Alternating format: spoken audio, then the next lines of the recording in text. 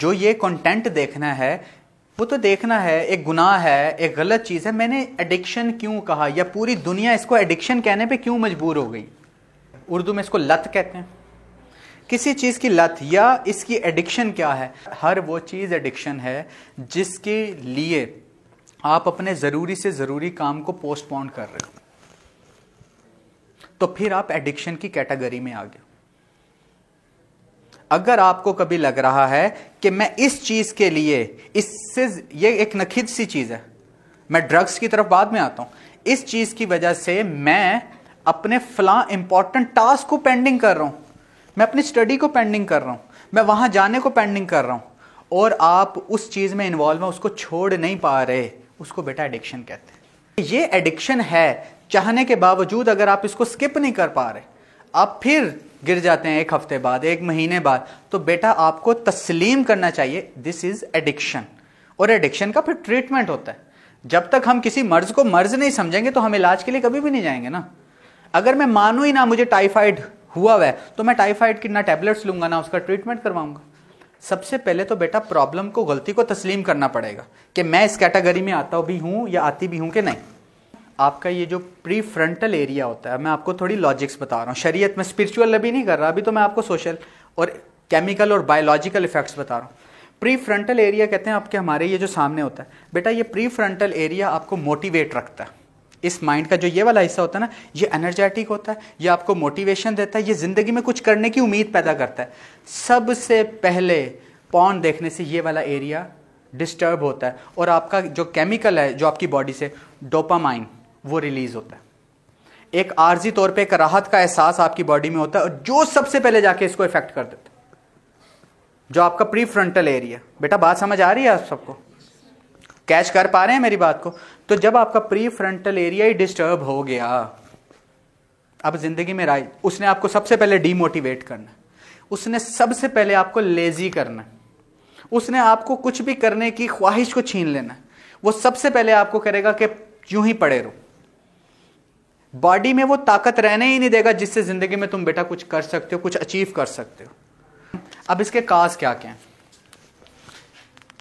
बेटा? ऐसी क्या, अब काज मैं इसलिए बता रहा हूं, आप लोगों के साथ तो जो होना था तो हुआ, उससे बचाव के तरीके। इन काजेस से हम अपने आने वाले बहन भाइयों को तो बचा सकते हैं, किसी और को तो इस दलदल से बचा सकते हैं ना, किसी और को तो अलार्म दे सकते हैं, ओ तुम ये कर रहे हो, तुम्हारा अंजाम ऐसे होगा। बेटा अगर मैं ये मार्कर यहां से फेंकूं, everyone knows due to gravity it will fall down. ये श्योर शॉट है ना, इसमें कोई हिकमत, इसमें कोई मेरे मुक्कलात ने नहीं मुझे बताया कि ये नीचे जाएगा। तुम्हारा शऊर और इंट्यूशन बताती है कि जिंदगी में जब कोई ऐसी चीज ड्रॉप हो और कोई चीज ना हो तो वो नीचे ही। बेटा मैं तुम्हें ऐसे सिम्टम्स बता दूंगा, जैसे ही तुम्हें नजर आएगा, तुम्हें अंजाम नजर आएगा कि ओ ये वहां चला जाएगा, इसे रोकना है। काजिज बताने लगा हूं, उसको तवज्जो से सुनिएगा। ये काज था ना बेटा, पहला काज जो मैं आपके साथ डिस्कस कर, बहुत सारे हैं जो मेरी नज़र में काज हैं इनके। वो सबसे पहला जो सबब बनता है, जैसे कोई स्मोकर होता है ना, उसको ज़िंदगी में पहली दफ़ा किसी के साथ, किसी के इंडोर्समेंट से वो पहला स्मोक करता है। तो हमने जो काज इसकी रिसर्च देखी, वो कभी भी जब लाइफ का पहला ऐसा इमेज, ऐसी चीज़ कोई होती है, तो उसकी बहुत बड़ा किरदार क्लास फेलोज होता है। किसी ना किसी क्लास फेलो के ज़रिए, ये एक टाइप है, ऐसा नहीं भी हो सकता, क्लास फेलो इंडोर्स कर देते। आपको नज़र रखनी है अपने छोटे बहन भाइयों पे कि इसके क्लास फेलो, इसके लोग, इसके जो उठना बैठना किन लोगों के साथ, वो इसको क्या चीज़ें दिखा रहे हैं, क्या चीज़ें नहीं दिखा रहे, उनको देखना। एक केस स्टडी मैं आपके साथ और डिस्कस करता हूँ। केस में उसने बताया, उसकी मदर ने, कि उसका बच्चा जो 14 साल का बच्चा, वो कैसे इस लत का, इस पॉर्न एडिक्शन का हुआ। कहती कि मुझे एक दिन शक हुआ कि एक अंकल हैं, वो जब आते हैं घर के अंदर तो ये मेरा बच्चा बहुत ज़्यादा ओवर एक्साइटेड और खुश हो जाता है, और उनके पास जाता है और उनके साथ गेम्स खेलता है उनके मोबाइल से। हालांकि मोबाइल मेरे पास भी है गेम, लेकिन ये फलां अंकल के आने से बहुत ज़्यादा ओवर एक्साइटेड, एक अजीब किस्म का खुश होना, उनका मोबाइल से लेके वो करना, और उनके साथ बस चिपक ही जाता। तो कहते कि मुझे थोड़ा सा शक हुआ और मैंने किसी तरीके से परसू किया, तो वो जो अंकल साहब घर में आते थे और वो बच्चे का इतना हद से ज़्यादा अटैच होना, वो गेम्स नहीं खेलते थे, अंकल के मोबाइल में कुछ इस किस्म का डाटा था जो बच्चे के लिए पॉर्न एडिक्शन का सबब बना। बेटा बात समझ रहे हैं? तो इस तरह के भी काज हैं, क्लास फेलोज तो दूर, इस तरह की चीजें ये काजिज हैं, इनसे बचाना। आपको नजर आए कि मेरा भाई, मेरी बहन या फलां, इस चीजों को अपने माइंड में रखें और उनको ट्रैक करें। ये ओवर चीजें, जो भी आपको बेटा छोटी सी भी चीज गैर मामूली नजर आती है, वो आने वाले वक्त में बड़े अजीब से नताइज लेके आ रही होती है, तो एड्रेस करना होता। बेटा आपको ये बात इसलिए बता रहा हूं, आप आने वाले दिनों में ना इंशाल्लाह अपने अपने घरों के सरबराह होंगे। ये बहनें जो बैठी हुई हैं, माएँ होंगी, आप लोग भी अपने अपने घर के सरबराह होंगे, तो आप आने वाले वक्त में इन चीजों को एड्रेस कर पाओगे। भाइयों आज तुम्हें ये बातें मजाक लग रही हैं, तुम्हें एजुकेट कर रहा हूं अगली नस्ल के लिए, तुम्हारे लिए भी अल्लाह करे तुम भी बचो। बीइंग ए डॉक्टर, हम जब थर्मामीटर लगाते हैं तो हमें पता चलता है ना इसे टेम्परेचर है कि नहीं, ये सिम्टम्स हो तो ये बीमारी है कि नहीं। वो सिम्टम्स आप मैं सबसे पहले बता रहा हूं। सबसे पहले वो शख्स एंटी सोशल हो जाएगा। जो भी बंदा पॉर्न एडिक्ट होता है वो सबसे पहले बेटा एंटी सोशल होता है। क्या उसका दिल करेगा लोगों से मिलना जुलना छोड़, अपने आप को कट ऑफ स्टेट में लेके जाएगा, अपने आप को एक कमरे तक महदूद करने की कोशिश करेगा, शादियों में पार्टीज में मिलने जुलने से गुरेज करने लगेगा। इसको कहते हैं एंटी सोशल होना। बात समझ आए? वो अपनी उस दुनिया में रहना पसंद करेगा, वो फैंटेसी का वर्ल्ड जिसको वो बार बार देखता रहता है अपनी स्क्रीन पे, और वो करैक्टर उनके साथ जीने में ही उसको सुकून है। तो वो कहता है, एक तो बेटा आपको मैंने बताया कि वो ये पहले से डैमेज हो चुका होगा, pre frontal area, dopamine release हो चुका है। अब आपका सबसे पहला सिम्टम एंटी सोशल, सबसे पहले वो शख्स एंटी सोशल होगा, बच्चा या बच्ची, वो गुरेज, उसकी जान जाएगी लोगों से मिलते हुए। उसकी भी एक वजह वो भी बताता हूं, उसकी क्या वजह कि ऐसा क्यों वो करने पे क्यों मजबूर होता है। उसको पॉर्न ने ये तो नहीं कहा था कि रिश्तेदारों से मिलना छोड़ दें, वो ये करने पे क्यों मजबूर हुआ है, I will tell you later. तो पहला सिम्टम क्या है बेटा? एंटी सोशल होना। दूसरा सिम्टम हद से ज्यादा लेजी होना। दिल करेगा कि मैं गिरा ही रहूं, मैं पड़ा ही रहूं, मैं बिस्तर पे ही रहूं, मैं बैठा ही रहूं, मुझसे कोई भी फिजिकल काम ना लिया जाए, मुझसे कोई भी प्रोडक्टिव काम ना लिया जाए, मुझे मेरे हाल पे छोड़ दिया जाए। एक तीसरी बात इरिटेशन, एक चिड़चिड़ापन, एक बेचैनी, खाम ही गुस्सा। आपको लगेगा इसका कोई सबब नहीं है, बेटा ये सबब लाइफस्टाइल में तुम्हारे ऐड हो चुका है, गैर महसूस तरीके से ये चीजें हो रही हैं और अब हम उसे एड्रेस नहीं कर पा रहे कि ये मेरे अंदर लागरपन ये क्यों आ रहा है। यार जिंदगी में अभी तुम यूथ हो, तुम्हें तो मोस्ट एनर्जेटिक होना चाहिए। जैसे वो होता है ना कि नशई को नशा ना मिले तो वो अपने आप को नोचने को फिर रहा होता है, अपने आप को स्क्रैच कर रहा होता है, अपने आप को अजियत के किसी तरीके से भी। बेटा अब ये स्टेज में आप बताता हूं कि ये आप समझ रहे हैं ना कि ऐसा कुछ नहीं होगा। बेटा जो ड्रग्स के नताइज होते हैं सेम लाइक पॉर्न एडिक्शन के वही। क्यों? अब इसका मैं अंदर ह्यूमन बॉडी का बायोलॉजिकल सिस्टम समझाता हूँ। बेटा आपने बार बार डोपामाइन रिलीज करवाया बॉडी में, करवाया, बॉडी उसकी आदत होगी उस राहत की, उस केमिकल की। जैसे जैसे आप करवाते हैं और जितना ज्यादा इंटेंसिटी करते जाएं तो डोपामाइन केमिकल के उतने ज्यादा, जैसे हर बंदे का ना एक बेटा भूख होती है। किसी शख्स की आधी रोटी है, एक रोटी है, दो रोटी है, उसकी वहां सेट है, उसका स्टमक वहां सेट है कि उसकी बॉडी की मेंटेनेंस कैलोरीज। इसके ऊपर भी मेरा एक जिम है, मेरी जिम है, तो वहां पे मैंने लेक्चर देना है इसी न्यूट्रिशन पे कि वहां पे आपको एक कैलोरी डेफिसिट क्या होता है, कैलोरीज की जरूरत होती है। तो आप अपनी भूख जहां सेट कर लें आपकी वहीं हो जाएगी। एक रोटी पे कर लें, दो रोटी पे कर लें, तो ये आपकी बॉडी वहीं एडजस्ट हो जाती है कि ओके अब मुझे इतनी एनर्जी चाहिए ही चाहिए। बेटा जब डोपामाइन बार बार रिलीज करवाया आपने, बॉडी को वो तस्कीन आर्जी तौर पे राहत दी है, अब बॉडी सेट हो जाएगी कि मुझे इतना डोपामाइन चाहिए ही चाहिए। बेटा बात समझ आ रही है? अब तुमने डिसाइड कर लिया कि मैं नहीं देखूंगा, बॉडी को तो नहीं पता ये तुमने डिसीजन ले लिया, वो तो उसकी तो जरूरत बन चुकी।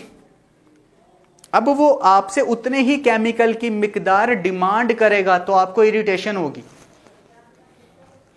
अब चाह के भी आप ऐसे मुठियां बंद करके केसेस होते हैं कि सर क्या करूं।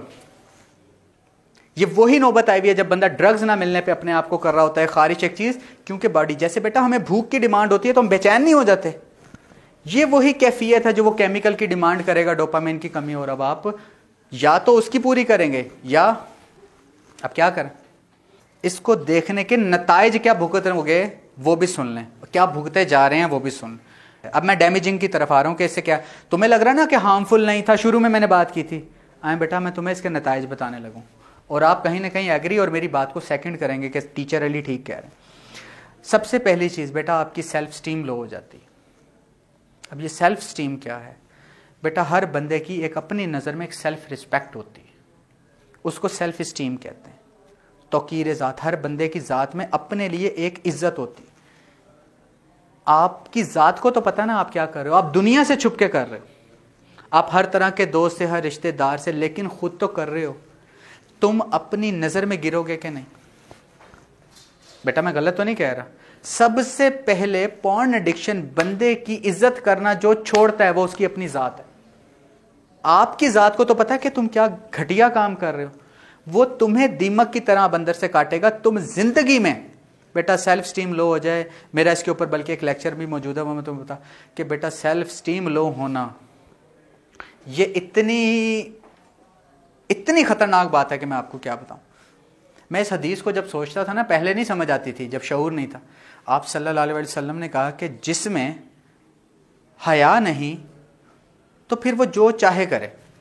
मैं ये जब भी पढ़ता था तो मैं इसकी इंटेंसिटी को कैच नहीं कर पाता था एग्जैक्टली जैसे आप में से किसी ने भी इसकी इंटेंसिटी को अभी कैच नहीं किया होगा। मैं इसको एक्सप्लेन करता हूँ इस हदीस।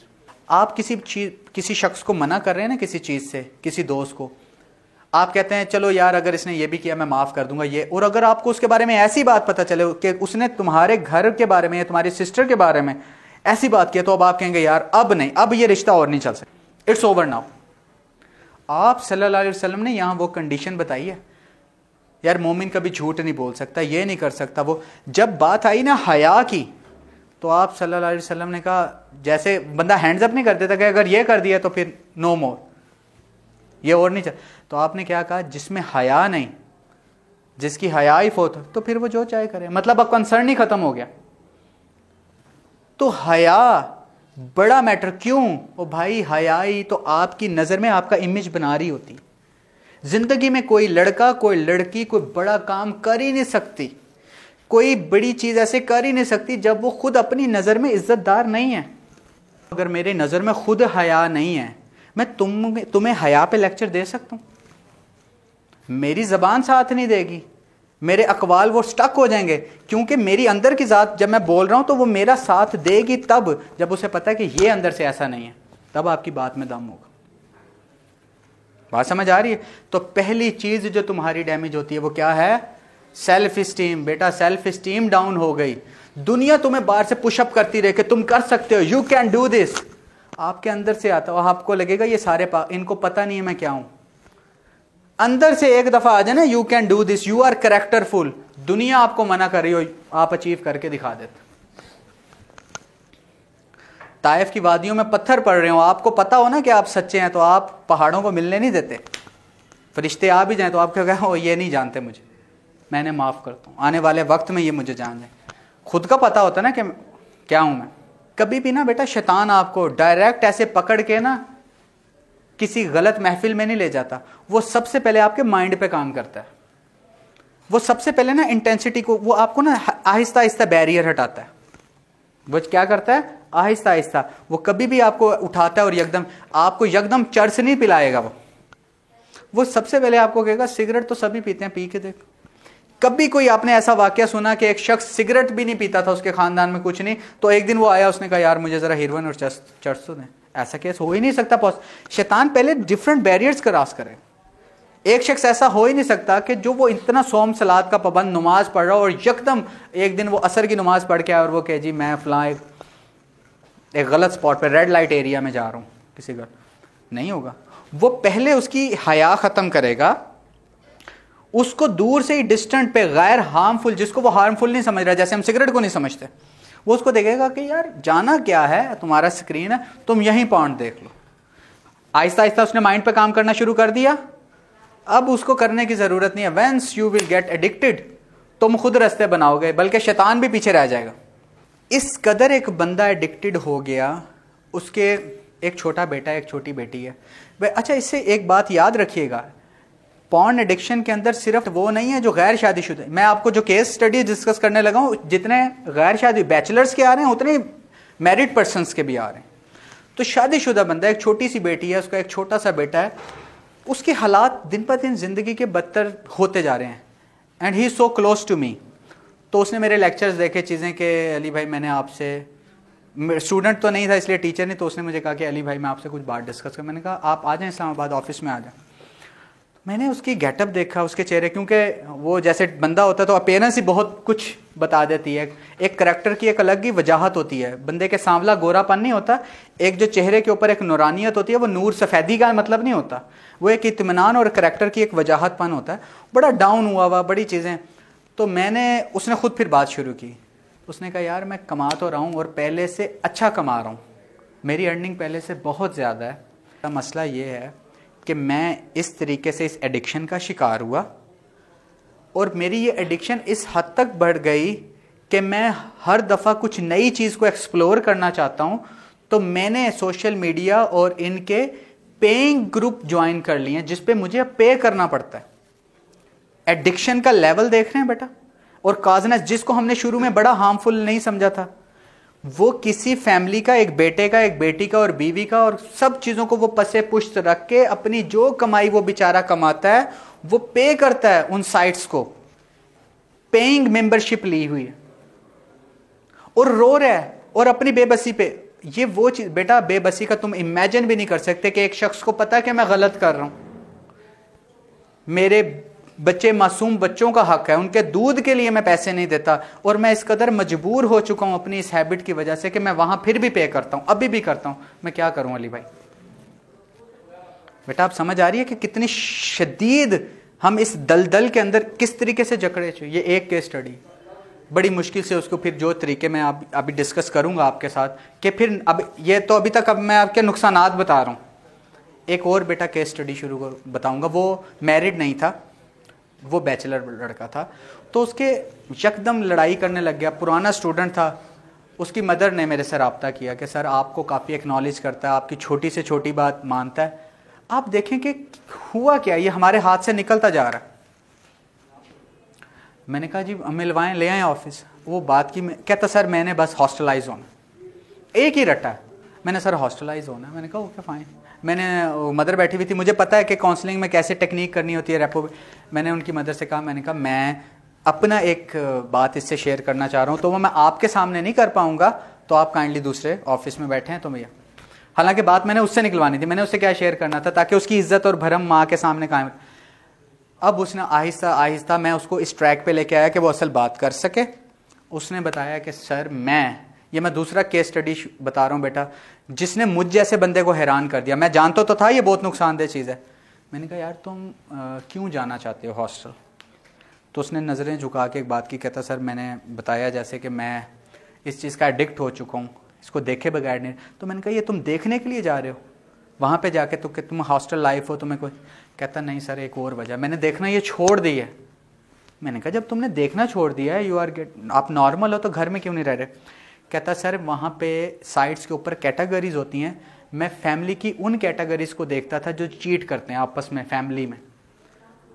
तो जब मैं कहता अपने ही घर आता हूँ, अपने माँ बाप, अपनी वालदा, अपनी बहन, अपनी भाभीियों के साथ, तो जो मैंने कुछ देखा होता है उन मुकद्दस रिश्तों के साथ, नाम के साथ जो अपलोड होता है, जो उन कैटेगरीज को, मैं वो कैटेगरीज, खास किस्म की कैटेगरीज देखता था जो मुकद्दस रिश्तों के बारे में होती थी आपस में। तो कहता है कि मैं उन करैक्टर्स को चाह के भी वो भुला नहीं पाता, और वही घर में जैसे सिस्टर है, बहन है, जो मैं देखता था, तो मैं चाह के भी अब वो विजुलाइज मेरे सामने वो होते हैं, क्योंकि वो भी मैं उनको उस नाम से पुकारता हूँ, सिस्टर कहता हूँ चीज़ें, तो मेरे कानों में वो वाले डायलॉग्स चलते हैं, वो वाले। तो मैं कहता कि सर मैं इसलिए जाना चाह रहा हूँ, मुझे ऐसा लगता है कि मेरी घर की इज्जतें मुझसे महफूज नहीं रही। उसकी बेबसी, और वो रो रहा था। कितना एडिक्ट और कितना बेटा हम गिर चुके हैं। हम क्या बाहर से किसी को बचाएं जब हमारी इस एडिक्शन ने, इस चीज़ ने हमारी घर की इज्जतें महफूज नहीं, और रो रहा हो। तुम इमेजिन कर सकते हो वो क्या गुजर रही होगी। उसको फिर मैंने अलग मशवरा दिया, वो उसको भी मैंने इसको मामलात को सेटल। ये दो केसेस ने मुझे हिला के रख दिया कि यार हमारी यूथ, कहीं ना कहीं भी मुझे एहसास हुआ कि being a teacher, being a groomer, being a counsellor, मुझे बात करनी चाहिए। ये सबसे बेटा, आपको क्या लगता है यहाँ पे ये जो मैं बात कर रहा हूँ आपसे खड़े हो, ये कोई इजी काम है? द मोस्ट डिफिकल्ट, मुझे कभी मैं मैथ फिजिक्स पढ़ाते हुए ये बात नहीं हुई, ग्रूमिंग का, ये सबसे मुश्किल बात बेटा मैं आपके सामने कर रहा हूँ कि मैं बेबस, औरों का बेबस देखता हूँ तो मुझे लगा ये बहुत सीरियस चीज़ हुआ। रिजल्ट समझ आ गए? मैंने दोनों बातें आपके साथ डिस्कस की कि एक बंदा अपना घर छोड़ने पे मजबूर है और एक बंदा अपनी बच्चों के दूध के पैसे भी इसमें झोंक रहा है क्योंकि वो एडिक्ट हो चुके हैं। अब आखिरी बात यह है कि भाइयों, इस मामले की संगीनी तो सबके सामने आ गई है ना बहनों, अब इससे निकला कैसा जाए, और आखिरी पॉइंट करके हम ये सेशन क्लोज करेंगे।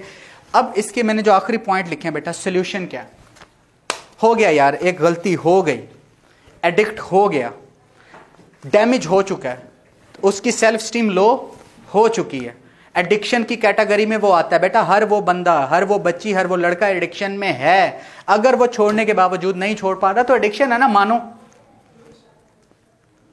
हम जब कोई शख्स मानेगा नहीं तो उसका इलाज कैसे हो सकता है, वो डोज कैसे ले सकता है? तुम इस दौर के अंदर हो तो ये चैलेंजेस तुम्हारे साथ आने हैं, हमने बताना कि प्रोटेक्ट कैसे करना। आंखें, हम कबूतर की तरह आंखें नहीं बंद कर सकते कि बिल्ली नहीं है, वो है।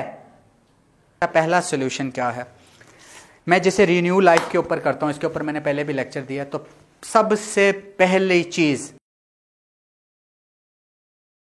वालिदैन ये मेरी वीडियोस देख रहे हैं और जो बहन भाई ये देख रहे हैं, मैं उनसे भी यही रिक्वेस्ट करूंगा, अगर आपको मेरी बातें कुछ समझ आई हैं और आप चाहते हैं कि अपने बहन भाइयों के साथ डिस्कस करें, वैसे तो आपको खुद करनी चाहिए, उनके साथ पर्सनल काउंसलिंग करनी चाहिए। अगर ना कर सकें तो कम से कम ये लेक्चर उनको रिकमेंड जरूर कर दें। जज़ाकल्लाह खैर।